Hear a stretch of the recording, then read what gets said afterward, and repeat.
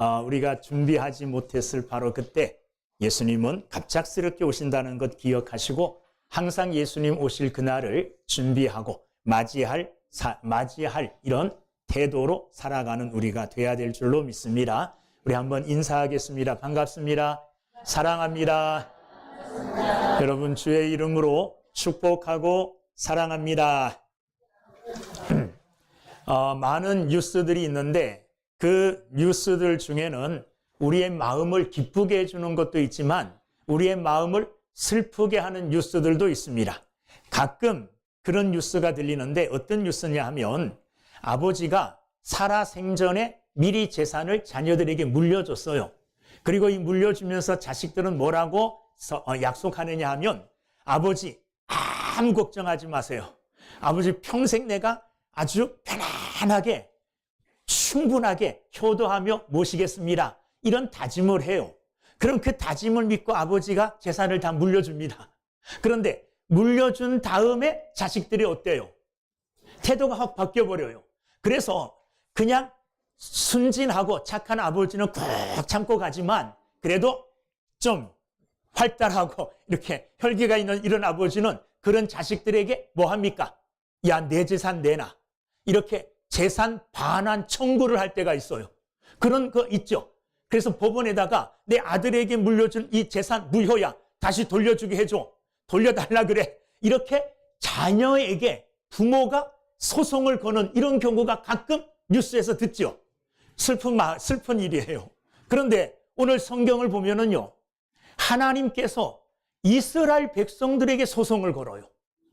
하나님께서 이스라엘 백성들을 고발한다는 거예요. 오늘 우리가 읽은 이 미가라는 이 미가가 뭐예요? 지역입니까? 사람입니까? 잘 몰라요, 사람들이. 왜? 잘 안 하니까 미가는 선지자 이름이에요. 미가라는 선지자가 이 성경 미가를 썼다는 거예요. 그런데 이 미가 선지자는 이스라엘이 남쪽과 북쪽으로 나뉘어져 있죠. 북쪽 이스라엘이 멸망한 후에 남쪽 유다 왕 요담, 그리고 아하스, 그리고 히스기야, 이 세 명의 왕이 남쪽 유다를 다스릴 때 활동했던 선지자예요. 누가? 미가가. 그러면 미가 선지자가 활동했을 때의 당시 그 시대는 어떠했느냐? 살기 좋은 시대였느냐? 아님 어려웠던 시대냐? 말씀을 통해서 보면 정치적인 지도자들은 선을 미워하고 악을 좋아했어요. 정치하는 사람들이 선을 좋아하고 선으로 정치를 해야 되는데 악을 좋아했다는 거예요. 그래서 어느 정도 악을 행하였느냐 하면 백성들의 가죽을 벗길 정도로 착취를 했어요. 자, 한번 읽어보겠습니다. 미가서 3장 2절부터 3절. 다 미가니까 그 앞에 다 있으니까요. 3장 2절부터 3절을 보면, 자, 읽어보겠습니다. 시작. 너희가 선을 미워하고 악을 기뻐하여 내 백성의 가죽을 벗기고 그 뼈에서 살을 뜯어 그들의 살을 먹으며 그 가죽을 벗기며 그 뼈를 꺾어 다지기를 냄비와 솥 가운데에 담을 고기처럼 하는도다. 얼마나 잔인해요. 이렇게 잔인할 정도로 백성들을 착취했다는 말이에요. 누가요? 권력 있는 정치자들이. 그러면 종교 지도자는 어땠느냐? 종교 지도자들. 자, 미가 3장 11절. 3장 11절 한번 읽어보겠습니다. 시작. 그들의 우두머리들은 뇌물을 위하여 재판하며 그들의 제사장은 싹을 위하여 교훈하며 그들의 선지자는 돈을 위하여 점을 치면서도 여호와를 의뢰하여 이르기를 여호와께서 우리 중에 계시지 아니하냐? 재앙이 우리에게 임하지 아니하리라 하는도다. 자, 그들은 뭐합니까? 뇌물을 위하여 재판을 해요. 제사장들은 싹을 위하여 교훈을 하고 선지자들은 돈을 위하여 점을 친대요. 종교 지도자들도 이렇게 뭐합니까? 다 썩어졌어요. 모두가 무엇밖에 모릅니까? 돈밖에 몰라요. 물질밖에 몰라요. 자, 그러면 이런 정치적인 지도자, 종교 지도자들 밑에 있는 백성들은 어땠을까요? 백성들도 마찬가지였어요. 그들에게는 종교적인 형식만 남아 있었고 하나님을 진정으로 따르고 하나님을 중심으로 섬기려고 하는 이 믿음은 다 사라졌어요. 게다가 그들은 하나님 대신 우상 숭배할 뿐만 아니라 윤리적으로도 타락하여 거짓된 삶을 일삼으며 살았습니다. 사치와 음란하고 부정한 욕심을 가지고 살았던 사람들이 누구냐? 그 당시에 백성들이었다는 거예요. 자, 북쪽 이스라엘이 하나님을 떠난 죄로 말미암아 멸망하는 것을 봤어요.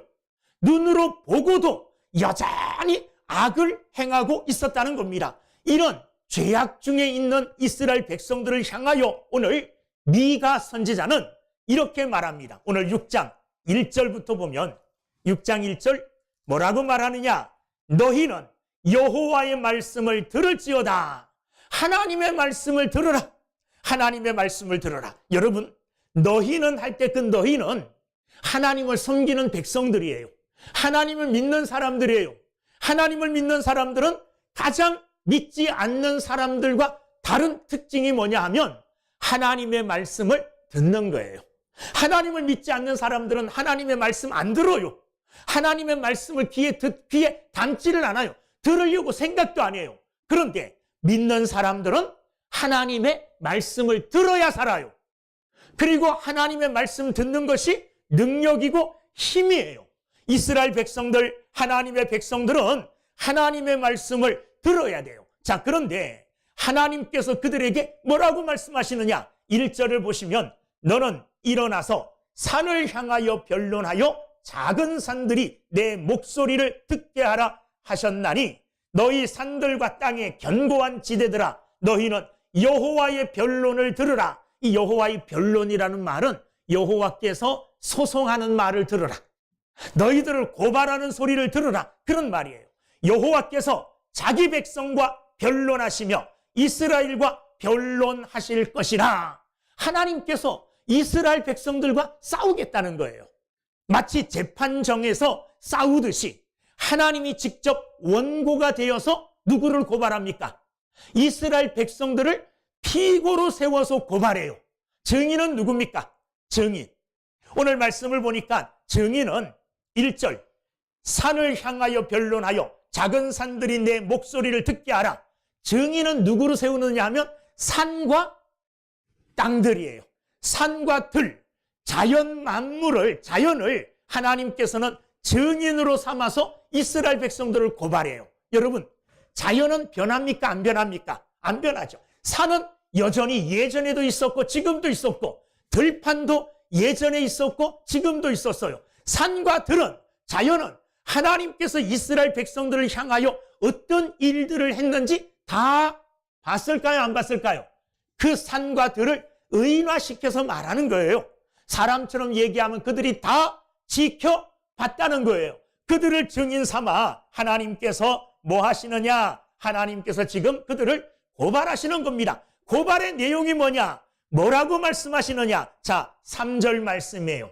이르시기를 내 백성아 내가 무엇을 내게 행하였으며 무슨 일로 너를 괴롭게 하였느냐? 너는 내게 증언하라.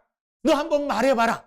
내가 너희들에게 무엇을 했고 어떤 일을 했고 내가 너희들을 어떻게 괴롭혔느냐? 내가 잘못한 것이 있다면 잘못한 것이 무엇인지 말해봐라. 저 산들이 다 보고 저 들판이 다 보고 들었다. 산과 들판 앞에서 너희들에게 내가 행한 일 뭘 잘못했느냐? 내가 너희들에게 뭘 잘못했고 내가 너희들을 어떻게 괴롭혔느냐? 그것을 지금 이야기해 보라는 거예요. 이야기해 보라는 거예요. 자, 백성들에게, 피고에게 자기를 변호할 기회를 주는 거예요. 그런데 그들이 사실은 할 말이 있을까요? 없을까요? 할 말이 사실은 없어요. 자기들의 행한 일들을 보면 하나님 앞에 할 말이 없는 자들이에요. 하나님께서는 4절과 5절 말씀에 그들의 기억을 되살립니다. 너희들이 이것들을 기억하면 과연 내가 너희들에게 잘못하지 않은 것과 내가 너희들에게 어떤 일을 행하여 주었는지 어떤 은혜를 베풀어 주었는지 너희들이 알게 될 것이다. 4절과 5절에 하나님께서는 이스라엘 백성들을 향하여 하나님이 하신 일들을 깨우쳐줘요. 기억하게 해줍니다. 첫째는 4절에 보면 내가 너를 애굽 땅에서 인도해 내어 종로로 타는 집에서 속량하였고, 제일 처음에 하나님께서 이스라엘 백성들을 향하여 하신 일이 뭐냐 하면 애굽에서 종로로 탈 때, 노예 생활할 때 하나님께서 그들을 애굽에서 끄집어내 주셨어요. 애굽에서 그들을 인도하여 내어 부속하여 주셨어요. 그리고 젖과 꿀이 흐르는 가나안 땅을 그들에게 선물로 주셨습니다. 이거 누가 하신 일이에요? 하나님이 하신 일이에요. 자, 이 일이 이스라엘을 괴롭게 하는 게 아니고 이스라엘에게 힘들게 한 하나님의 일이 아니죠. 하나님의 은혜예요. 또한 하나님은 그들의 기억을 되살려 4절 뒤에 보면 모세와 아론과 미리암을 내 앞에 보냈느니라. 무슨 말이냐 하면 위대한 하나님의 지도자들을 그들에게 보내주시어서 그들의 길을 인도하게 해주셨다는 거예요. 신실한 지도자들을 보내주었다. 하나님이 잘한 겁니까? 못한 겁니까? 잘하신 거죠. 하나님이 그들에게 은혜 베풀어 주신 일이에요. 그 다음에 5절에 보면 내 백성아 너는 모압 왕 발락이 꾀한 것과 부올의 아들 발람이 그에게 대답한 것을 기억하며, 무슨 말이냐 하면 모압 왕 발락이 발람을 꼬셨어요. 발람을 꼬셔가지고 발람 선지자에게 뭐 하라 그랬습니까? 이스라엘을 저주하라 그랬어요. 그런데 하나님께서 발람의 입으로 이스라엘을 저주하라 그랬는데 저주하지 않고 그 저주를 뭐로 바꿨습니까? 축복으로 바꿨어요. 발람이 이스라엘을 저주하려고 했지만 내가 그 발람의 입을 주관하고 붙들어서 그로 하여금 축복하게 해주었다. 저주가 바뀌어 축복이 되게 해 주셨다는 거예요. 그 다음에 그 뒤를 읽어보면 시딤에서부터 길갈까지의 일을 기억하라. 시딤에서부터 길갈까지의 일이라는 것은 시딤에서 길갈 사이에 뭐가 흐르고 있느냐 하면 요단강이 흘러요. 그런데 이 요단강을 하나님이 어떻게 해주셨습니까? 이 요단강을 갈라주셨어요. 이스라엘 백성들이 가나안 땅에 들어가게 하기 위하여 하나님은 이 요단을 어떻게 주었어요? 예? 이 요단을 갈라주어서 요단강 땅을 밟고 요단강을 건너 가나안 땅에 들어가게 해주셨어요. 이게 누가 해주신 일입니까? 하나님이 해주신 일들이에요. 하나님이 이스라엘 백성들을 고발하면서 야, 내가 너희들한테 뭐 잘못한 게 있니? 내가 너희들을 어떻게 괴롭혔어? 괴롭히지 않았다. 나는 너희들에게 이런 은혜를 주었다. 애굽에서 인도해 내셨고 지도자, 신실한 지도자를 주셨고 저주를 축복으로 바꿔주셨고 요단강을 갈라주셔 가나안 땅에 그 땅을 강 땅을 밟고 건너게 주었다. 기적을 베풀어 주었다는 거예요. 자, 그러면서 5절 뒤에 결론적으로 이렇게 말씀하셔요. 길갈까지의 일을 기억하라. 그리하면 이런 일들을 다 기억하게 되면 어떻게 된다는 거예요? 읽어봅시다. 5절 뒤에 나 여호와가 공의롭게 행한 일을 알리라 하실 것이니라. 너희들이 지난 일들을 기억해봐라. 내가 너희들에게 은혜 베푼 것들, 이런 것들을 하나하나 기억해보면 내가 너희들에게 잘못한 게 없고 너희들을 괴롭힌 게 없고 도리어 내가 5절 끝에 공의롭게 행한 것, 의롭게 행한 것, 옳게 올바르게 행한 것들을 너희들이 알게 될 것이다. 내가 너희들을 위하여 행한 그 모든 것이 나의 은혜임을 너희들이 알게 될 것이다. 이렇게 하나님께서 말씀을 하시는 거예요. 여러분 생각해 보십시오. 오늘 당장 내 삶이 좀 어렵고 힘들어도 앞으로 소망이 없는 것 같아도 지난 일들을 돌아보면 다 하나님의 은혜로 오늘까지 살아왔어요. 에베네셀의 은혜예요. 이 은혜들을 기억하면 하나님 앞에 불평불만할 수가 없어요. 하나님께서 과거에 이런 은혜로 이런 축복으로 나를 인도하여 오늘까지 이르게 하셨다면 앞으로도 그 하나님은 변치 않으셔요. 어제나 오늘이나 영원토록 동일하신 하나님이시므로 과거에 베풀어 주셨던 그 은혜로 그 은혜와 같은 것들을 앞으로도 내게 주실 것이라는 믿음과 확신을 우리가 뭐 할 수 있느냐 하면 가질 수가 있게 되어진다는 겁니다. 여러분, 하나님께서 이렇게 말씀하셔요. 그들을 깨우쳐 줍니다. 그러니까 하나님의 이 깨우침의 소리, 기억하라, 변론하자, 나 따져보자 한번, 내가 뭐 잘못한 거 있어, 이렇게 하나님께서 소송하시고 변론하실 때에 이 말을 들은 이스라엘 백성들의 반응이 오늘 읽은 6절부터예요. 6절. 이 하나님의 소송을 들은 이스라엘 백성들이 뭐라고 얘기하느냐? 자, 그러면 내가 무엇을 가지고 여호와 앞에 나아가며 높으신 하나님께 경배할까?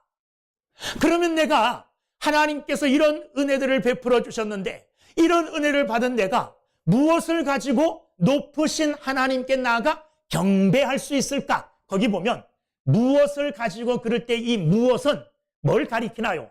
6절 끝에 보면 내가 번제물로 1년 된 송아지를 가지고 그 앞에 나아갈까? 내가 하나님 앞에 경배하러 나가는데 무엇을 가지고 나가면 될까? 1년 된 송아지를 가지고 하나님께 나아가면 될까? 이렇게 자기 스스로 질문하고 자기 스스로 답을 하는 거예요. 그런데 거기 보면 하나님께 경배할까? 그럴 때 이 경배라는 말을 쓰고 있는데 이 경배라는 말이 오늘 여기 기록된 이 경배라는 말은 성경 전체에 5번 나와요. 그런데 이것은 하나님을 진정으로 마음으로 하나님 앞에 감사하며 하나님을 마음으로 진정으로 진실되게 높이려고 하는 이런 경배가 아니에요. 이 경배라는 것은 굽히다, 구부리다, 굴복하다 이런 의미의 경배예요. 히브리어로 말하면 어떤 말이냐면 카파프예요. 그런데 이 말은 우리가 진정한 마음과 진정한 마음속으로부터 하나님을 향한 경배할 때 경배는 쇠하으라는 히브리어를 써요. 그냥 말이 달라요. 이 말은 경배하기는 경배하되 굴복하여 어쩔 수 없이 내가 하나님께 경배하지 않으면 하나님께서 내게 어떤 벌을 내리실까 봐 두려워서 마지못하여 굴복하여 마지못하여 구부려서 하나님을 경배한다는 그런 말이에요. 그러니까 마음속으로부터 우러나는 진정한 찬양과 진정한 경배는 아니에요. 이 말은 무슨 말이냐 하면 이스라엘 백성들이 하나님께 경배하는 그 근본 마음이 잘못되어졌다는 말이에요. 진정으로 하나님을 경배하는 사람들은 어떻게 경배해야 되느냐 하면 하나님이 나를 사랑하시고 하나님이 나를 구원해 주신 그 은혜가 너무 놀랍고 감사하고 감격스러워서 마음속으로부터 우러나는 진정한 마음으로 하나님을 높이는 것이 진정하게 경배하는 거죠. 근데 억지로 하는 거, 억지로 하나님의 힘에 굴복해서 어쩔 수 없이 벌 받을까 봐 하는 이런 경배가 아니에요. 그런데 이스라엘 백성들은 그런 말을 써요. 그런 말을 쓰면서 하나님께 나아갈 때 뭐 갖고 나가면요, 이 1년 된 송아지, 이 번제물, 이 제물을 가지고 나가면 하나님께 나아갈 수 있을까? 그리고 뒤에 7절에 이것 갖고 부족한가? 그러면 이것 갖고 부족하면 7절에 뭐요? 여호와께서 천천의 순양이나, 아니 한 마리 1년 된 송아지가 부족하면 내가 1000마리의 천천의 순양, 그리고 만만의 강물 같은 기름을 가지고 하나님께 나아가면 하나님이 나를 받으실까? 재물이 더 많아진 거예요. 재물 조금 드렸더니 하나님이 나를 안 받으시고 하나님께 나아가는 데가 하나님께서 나를 기뻐하지 않을 것이다 생각해서 그러면 재물을 더 많이 갖다 바치지 뭐. 천천의 순양, 만만의 강물 같은 기름, 이것 갖다 바치면 하나님께서 나를 받아주시지 않을까? 그리고 이것 바쳐도 안 될 것 같아요. 그래서 더 나아가요. 뭐라고요? 거기 뒤에 7절 뒤에 봐요. 내 허물을 위하여 내 맏아들을 내 영혼의 죄로 말미암아 내 몸에 열매를 드릴까? 내 맏아들, 첫 아들 또는 내 몸에서 난 다른 아들들을 하나님께 드리면, 하나님께 제물로 드리면 이거 하나님께서 원하시는 게 아니잖아요. 아들을 바치는, 사람을 제물로 바치는 이 제사는 이방 제사예요. 이방 사람들이 하는 거예요. 그런데 지금 이스라엘 백성들이 하나님께 나아가기 위하여 순염소, 순송아지 드리면 하나님께 나아갈 수 있을까? 이거 갖고 부족할까? 부족한 것 같아. 그러면 천천의 순양. 그것도 부족할 것 같아. 그러면 만만의 기름진 기름으로. 이것도 안 될 것 같아. 그래서 더 가장 드릴 수 있는 최고의 제물을 생각해낸 게 뭐냐 하면 자식이에요. 내 자식까지라도 제물로 드려서 하나님께 나아갈 수 있을까? 자, 그런데 6절과 7절 뒤에 보면 어떻게 끝나느냐 하면 나아갈까? 드릴까? 이건 무슨 말이에요? 확신이 드는 말이 아니죠. 스스로 이 제물을 드리면서도 최고의 제물, 아들까지 드린다고 말하면서도 마음에는 확신이 없는 거예요.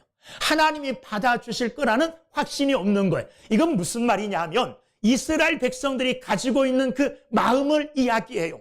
그들의 믿음은 어떤 믿음이냐 하면 하나님을 향한 진정한 믿음이 아니라 하나님과 제물로 마치 거래하듯이 내가 숫송하지 않아 드리면 될까? 아니, 이거 안 될 것 같아. 천천의 순양. 아니, 이것도 안 될 것 같네. 만만의 기름진 기름으로.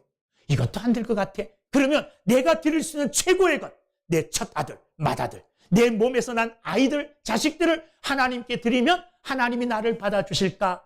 받아주실까? 확신입니까? 아니에요. 그들은 하나님께 나아갈 때에 믿음으로 나가는 것이 아니라 진정으로 하나님을 경외하며 하나님을 마음으로부터 섬기는 마음으로 나가는 게 아니라 재물 믿고 나가는 거예요. 재물 믿고. 재물 가지고 하나님께 나아가면 하나님이 받으실 거라는 잘못된 사상을 가지고 있어요. 잘못된 믿음을 가지고 있어요. 여러분, 이것은 그들이 하나님의 고발을 당한 후에 스스로 생각하여 그러면 우리가 어떻게 하면 되지?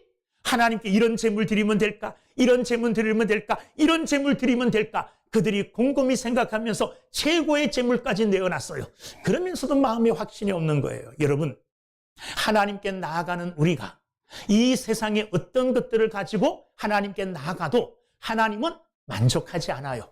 하나님은 그것으로 만족하지 않고 그것으로 기뻐하지 않으셔요. 기뻐하지 않으셔요. 그런데 많은 사람들이 하나님이 기뻐하지 않는 것을 하나님이 기뻐하는 거로 생각하고 나는 최고의 것으로 하나님께 영광을 돌렸고 나는 최고의 것으로 하나님을 경배했다. 이렇게 스스로 만족해하는 삶을 사는 사람들이 있다는 거예요. 있다는 거예요. 내가 이렇게 했기 때문에 내가 내 시간을 다 드렸잖아. 내 재능도 다 드리고 내 물질도 다 드렸잖아. 내 이런 재물 드리고 이런 거 했잖아. 내가 이런 공로를 세웠잖아. 그러니 하나님이 나를 받아주시겠지. 이렇게 하나님께서 기뻐하실 거라고 스스로 착각하는 거예요. 스스로 생각하는 거예요. 스스로 자기 자의로 하나님께 나아가려고 하는 자들, 자의로 하나님께 나아갈 수 없어요. 하나님은 그런 것들을 기뻐하시지 않는다는 말이에요. 자, 그러면 하나님은 무엇을 기뻐하실까? 우리가 하나님께 나아갈 때 무엇을 가지고 나아가야만이 하나님께서 기뻐하실까? 6절과 7절은 그들이 생각해낸 거예요. 그들이 하나님께 나아갈 때 이렇게 나가면 하나님이 기뻐하시겠지. 이렇게 나가면 하나님이 기뻐하시겠지. 이렇게 그들이 스스로 질문하고 스스로 그들이 생각해낸 답변이에요. 그런데 8절 말씀은 선지자 미가가 하나님의 뜻을 따라 하나님이 진정으로 기뻐하는 것이 무엇인지를 8절 말씀에서 미가 선지자를 통해서 하나님은 우리에게 말씀하고 계셔요. 자, 8절 말씀 보면 8절 사람아 주께서 선한 것이 무엇임을 내게 보이셨나니. 자, 하나님께서 원하시는 것은 뭐예요? 선한 것이에요. 그런데 그 선한 것이 무엇인가는 이미 하나님께서 그들에게 뭐 했다는 거예요? 보여주셨다는 거예요. 그들에게 보여주셨는데 그들은 하나님이 구하고 하나님이 원하시는 것이 다른 데 있다고 생각하고 다른 데서 찾은 거예요. 하나님은 이미 말씀을 통하여 선지자들을 통하여 그들이 하나님 앞에 나아갈 때에 무엇을 하나님이 기뻐하시는가, 그 기뻐하시는 선하신 것이 무엇인지를 이미 말씀해 주셨다는 거예요.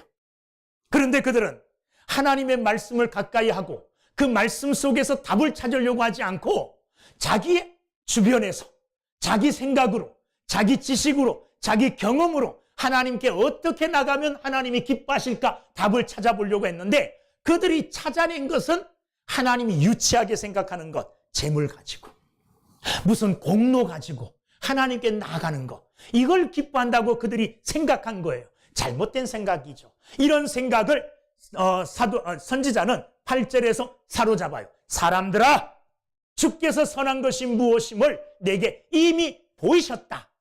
이미 말씀하셨다는 거예요. 다른 곳에서 찾지 말고 어디에서 찾으라는 겁니까? 하나님의 말씀. 이미 말씀해 주신 그 말씀에서 하나님이 기뻐하시는 선한 것이 무엇인지를 찾아내라는 거예요. 그러면서 그것이 무엇인가를 8절 뒤에서 세 가지를 말씀하셔요. 이 세 가지는 전부 다가 뭐냐 하면 우리의 삶이에요. 삶. 우리의 생활. 물질 가지고 나가고 뭐 가지고 나가고 그것도 물론 중요하지만 그것보다 하나님이 가장 기뻐하시는 것은 우리 자체를 기뻐하신다는 말이에요. 무슨 말이냐 하면 내가 드리는 제물과 그 제물을 드리는 사람이 일치해야 된다는 거예요. 일치. 다른 경우가 많아요. 내가 드리는 예물은 막 이런데 그 예물을 드리는 내가 바르지 못한 경우가 있어요. 여러분, 인류 중에 제사를 제일 먼저 드린 사람 둘이 있는데 누굽니까? 가인과 아벨이에요. 아벨이 하나님께 제사를 드리고 가인도 하나님께 제사를 드렸어요.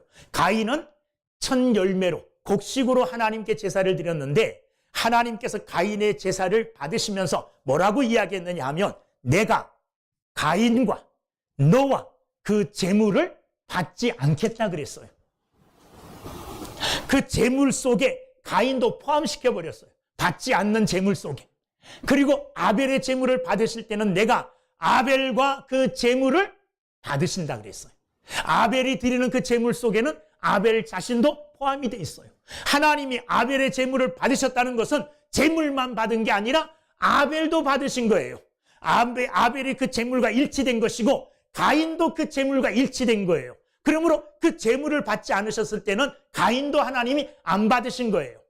오늘 우리는 예배하는 자로 내가 예배할 때에 하나님께 드리는 그 모든 것과 내가 일치가 되어진다는 거예요. 오늘 내가 주님 앞에 나와 신실하게 이런 모습으로 하나님께 예배할 때에 나의 지난날의 삶이 오늘 예배하는 나의 모습과 일치해야 된다는 거예요. 어제까지는 완전히 다른 삶을 살았다가 오늘 어제까지 삶을 살았던 것을 다 집에 내려놓고 다 벗어놓고 교회 가는 새로운 옷을 입듯이 다른 얼굴을 덮었어요. 그리고 나와. 그러면 일주일의 삶과 오늘 주일날 드리는 나와는 다른 사람이에요. 똑같은 사람이 돼야 된다는 거예요. 오늘 나와서도 일주일 동안의 나의 삶이 실패의 삶이었으면 실패한 자의 삶을 그대로 하나님께 고백하는 거예요. 하나님, 나 이러이러했습니다. 정직한 하나님 앞에서 정직한 삶의 모습이죠. 하나님, 나 이러이러한 사람이었습니다 하고 예배 드리는 나와 지난날의 나의 삶이 일치가 돼야 된다는 말이에요. 그런데 오늘 예배 드리는 나는 거룩한 모습으로 꾸며져 있는데 어제까지의 삶은 이와 같은 나의 모습이 아니었다면 이건 잘못된 삶이라는. 그 무슨 말이냐? 하나님이 기뻐하는 것은 하나님께서 우리에게 주신, 허락해 주신 삶의 영역 속에서 나의 모습을 나타낼 때에 하나님께 영광 돌리, 하나님이 기뻐하시는 삶의 모습으로 나타내라는 거예요. 그것을 오늘 8절에서는 세 가지로 말하는데, 자, 8절 중간부터 읽어보면 오직 정의를 행하며, 정의를 행한다는 이 말은 옳은 일을 행한다는 말이에요. 정의를 행한다는 이 말은 법을 지켜 행한다는 말입니다. 올바르게 정직하게 산다는 말이에요. 편법 쓰지 않고 법 어기지 않고 법 안에서 법을 지키며 공의를 지키며 의롭게 정의롭게 이렇게 살아간다는 말이에요. 이걸 하나님은 원하시는 거예요. 그런 삶을 하나님은 원하신다는 거예요. 그렇게 산 삶을 가지고 하나님 앞에 나와 예배할 때에 하나님이 우리를 받아주신다는 거예요. 여기에서 한 걸음 더 나가 법만 철저하게 지켜서 정의로운 삶을 살 뿐만 아니라 인자를 사랑하며, 인자를 사랑한다는 말은 사랑을 베푸는 거예요. 사랑을 베푸는 것. 여러분, 사랑을 베풀지 않아도 법에 저촉됩니까? 안 됩니까? 법 앞에 저촉 안 되죠. 내가 옆에 가난한 사람이 있는데 그 사람 안 도와줬다 그래서 경찰이 나 잡아가지 않아요. 죄 지은 건 아니에요. 그런데 도덕적으로 내 양심이 꺼리끼는 거죠. 그러니까 어떻게 보면 정의로운 삶보다 한 차원 높은 삶이 사랑을 실천하는 삶이에요. 그래서 사랑을 나누고 사랑을 실천하는 삶을 살아라. 법을 잘 지키는 것 옳아요. 법을 잘 지키면 살아야 돼요. 그런데 법만 잘 지키지 말고 법을 잘 지키는 가운데 내게 하나님이 주시는 사랑을, 그 사랑을 내 몸에 받아 그 사랑을 다른 사람들에게도 나누며 살아라. 그 사랑을 나누며 산 삶을 가지고 하나님께 나왔을 때에 그 사람을 하나님은 기쁘게 받으신다는 말이에요. 사랑을 베풀며 사는 여러분들이 되기를 주의 이름으로 축원합니다. 우리는 사랑을 베풀 수밖에 없어요. 올바르게 믿는다면, 바른 믿음을 가지고 있다면 우리는 사랑을 행할 수밖에 없어요. 왜? 사랑을 받았기 때문에. 하나님이 우리에게요, 사랑을 그냥 막 부어주셨어요. 그래서 그 부어진 사랑이 차고 넘친다 그랬어요.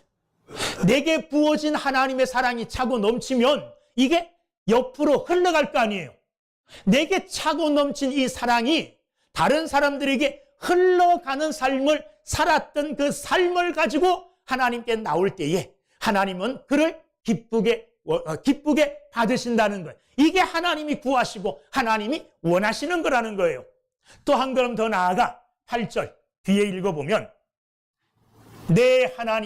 겸손하게 내 하나님과 함께 행하는 것이라. 자, 겸손하게 내 하나님과 행하는 것, 이거는 도덕적인 차원을 넘어 영적인 차원이에요. 영적인 차원. 내가 법을 잘 지켜요. 사랑도 이웃들에게 나누어요. 그런데 그것으로 끝난 것이 아니라 한 걸음 더 나아가 하나님과 함께하는 삶을 살아요. 이건 영적인 삶이죠. 그런데 하나님과 함께하는 삶을 살기 위한 조건이 하나 딱 붙어요. 그게 뭡니까? 그 뭐예요? 읽어보겠습니다. 8절 뒤에. 겸손하게, 그래, 겸손하게. 하나님과 함께 행하고 하나님과 함께 살아가는 사람들의 특징은 뭐 하는 거예요? 겸손한 거예요. 겸손한 거예요. 하나님은 겸손한 사람들을 가까이 하셔요. 하나님은 교만한 사람들을 어떻게 해요? 물리쳐요. 내치셔요. 내게 가까이 오지 마 하고 교만한 자들은 다 내치신다는 거예요. 그러면서 겸손한 사람들은 내게 가까이 와. 하나님이 가까이 가셔요. 하나님과 함께 행하는 삶을 살기 위해서는 먼저 우리가 뭐 해야 되느냐? 겸손해야 돼요. 겸손하다는 말은 내 처지를 잘 안다는 거예요. 자기가 자기의 처지를 잘 모르면 겸손할 수가 없어요. 어떤 사람들은 아무것도 모르면서도 아는 척해요. 근데 내가 아무것도 모른다는 것을 알면 겸손해지죠. 겸손해지잖아요. 그런데 아무것도 모른다는 것을 모르기 때문에 다 아는 것처럼 교만해요. 겸손한 사람들은요, 자기의 있는 모습을 그대로 인정하는 거예요. 우리의 모습이 하나님 앞에 어떤 존재들입니까? 영원히 멸망받아 충분한 죄인의 모습이에요. 그런데 이런 죄인이 하나님의 은혜로 말미암아 구원받았어요. 하나님이 거저 주시는 은혜로 말미암아 예수 그리스도 믿고 거저 하나님이 주시는 은혜로 구원받았어요. 그러므로 내가 한 게 아무것도 없잖아요. 내가 뭐 해서 구원받은 게 없잖아요. 내가 뭔 능력을 나타내고 뭘 해 공로를 이루어서 구원받은 게 아니잖아요. 아무것도 안 했는데 거저 하나님이 나를 귀하게 여기시고 하나님이 나를 거저 사랑함으로 나에게 구원의 선물을 베풀어 주신 거예요. 자랑할 게 있습니까? 없잖아요. 아무것도 자랑할 것 없어요. 그러니 하나님 앞에 살아가는 믿음의 사람들은, 성도들은 하나님 앞에서나 사람 앞에서나 자랑할 것이 없다는 것을 인정하고 내 자신의 모습을 그대로 인정함으로 하나님 앞에 낮아지고 사람들 앞에 낮아짐으로 하나님과 무엇을 하든지 간에 함께 행하는 믿음의 삶을 사는 여러분들이 다 되기를 주님의 이름으로 축원합니다. 하나님은 그런 삶을 사는 사람들, 겸손하게 낮아져서 무엇이든지 하나님과 함께 하려고 하는 사람들, 이런 사람들을 가까이 하고 그런 사람들이 하나님께 나오는 것을 하나님은 기뻐하신다는 거예요. 여러분, 이제 하나님께 나올 때에 옳은 일을 행하며 사랑을 베풀며 겸손하여 하나님과 함께 행하는 삶을 가지고 하나님께 나와 하나님이 기뻐하시는 저와 여러분들이 다 될 수 있기를 주의 이름으로 축원합니다. 기도하겠습니다.